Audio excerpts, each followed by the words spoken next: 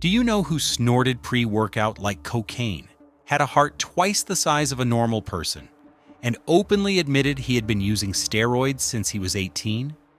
Rich Piana was the most controversial icon in fitness, the man who created the 5% cult. But what really happened on the day his girlfriend was cutting his hair? This is the chilling story of Rich Piana. Let's get into it. Welcome to today's special. If you have ever been part of the fitness world, you couldn't have missed his name, Rich Piana. A man who looked more like a comic book character than a human being, covered in tattoos from head to toe, with arms that defied the laws of physics, and a voice that commanded both respect and fear. But Rich was not just a pile of muscle. He was one of the first people to break the taboo and openly talk about what really happens in bodybuilding behind closed doors. Rich Piana was the king of transparency. While others lied about good genetics and chicken and rice, Rich said it straight. Yes, I take steroids. I take a lot of them, and I have been doing it since I was 18. He created the 5% movement for people willing to do whatever it takes to reach their goals. But the price he paid for that mindset was the highest possible. Today we are going to go through his entire story, from a little kid playing in the gym surrounded by superheroes, to his failed Hollywood career, to his rise on YouTube and his tragic death in 2017. We will look at his drug dependencies that are rarely talked about, his insane habits like snorting pre-workout, and what really happened on that fatal day when his girlfriend was cutting his hair. This is the rise and fall of Rich Piana. Rich was born in 1970 in California, right in the heart of bodybuilding. His childhood was anything but normal. While other kids were playing outside, young Rich spent his time at the Body and Power Gym in Sacramento. Why? Because his mother was a competitive bodybuilder. He would play near the weight racks with his He-Man figures and watch his mother train. He-Man was everything to him. The insane muscle mass, the aura of power. Rich realized that the guys in the gym looked exactly like his toys. At 11 years old, he touched a barbell for the first time. At 15, he was already competing on stage. He was a kid who grew up inside the gym. It was his kindergarten, his home, his entire world. But California in the 1980s was ruthless. Rich understood that if he wanted to stand out, he had to be exceptional. He saw his mother struggling financially and knew he wanted more. He wanted to be like Arnold, fame, money, respect. But soon, he hit a wall called genetics.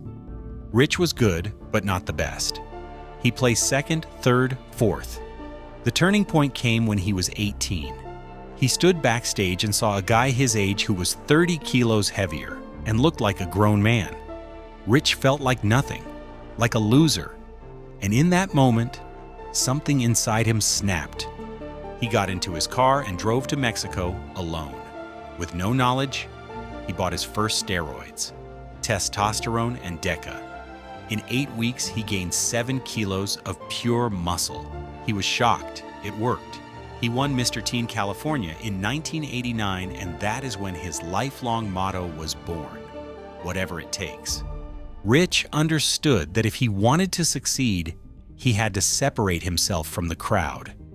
In the 1990s, he kept grinding. He won Mr. California in 1998, but never made it on the international stage. He tried Hollywood. He played the Hulk in Scrubs, appeared in Malcolm in the Middle, but never got a speaking role. To Hollywood, he was just the big, muscular extra in the background. Rich wanted to be the main star, so he created his own show on YouTube. In 2011, Rich started making videos. At first, it was random, talking to girls on the beach, showing cars. But then, he became honest. He started talking about steroids, like no one before him. Millions of people began watching him, not because they always agreed with him, but because he was real. In 2014, he launched the 5% nutrition brand. Being in the 5% means being part of the small group of people willing to do whatever it takes to become the best. Around that time, Rich changed his look. He shaved his head, covered his body in tattoos, and began using synthol. His arms started to look bizarre, massive, but lacking separation. Rich knew he was risking his health, but he believed the visual impact and attention were worth it. He became a walking billboard for an extreme lifestyle. This is where we get to the darker side of the story. The part Rich often masked with humor. Rich was addicted to intensity. His girlfriend later said he had built such a tolerance to caffeine that drinking pre-workout no longer affected him. So he started snorting it. Yes, you heard that right. He snorted workout powder like cocaine. But it got worse. There were accusations of opioid use and even meth. His friends warned him, "Rich, this will destroy your face and your teeth. Stop."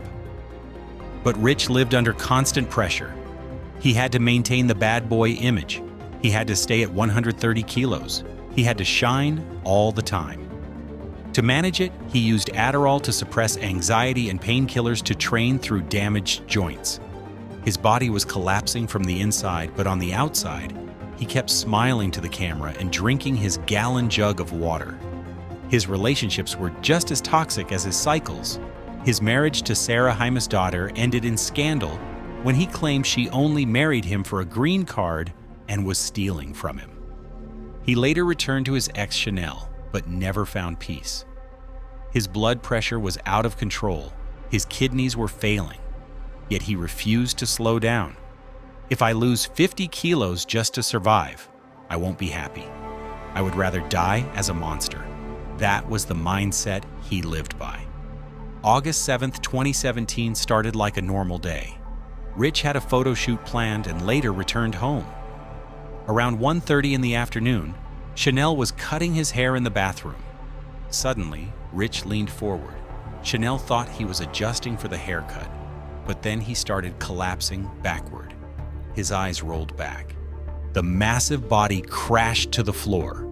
Chanel called 911 and performed CPR for 10 minutes. When paramedics arrived, they found white powder, a straw, and a credit card in the apartment. They immediately administered Narcan, assuming an opioid overdose. Rich was taken to the hospital and placed in a medically induced coma, but his brain had been without oxygen for too long. After 2 weeks in a coma, on August 25, 2017, Rich Piana died. He was only 46 years old. The autopsy revealed a terrifying reality. Rich's heart weighed 670 grams, more than double the normal size. His liver was severely damaged, and his lungs were filled with fluid. The official cause of death was heart failure, but the toxicology report was never released because the samples were reportedly destroyed by mistake. Rich Piana left behind a cult-like legacy. Even after his death, his channel continues to upload videos.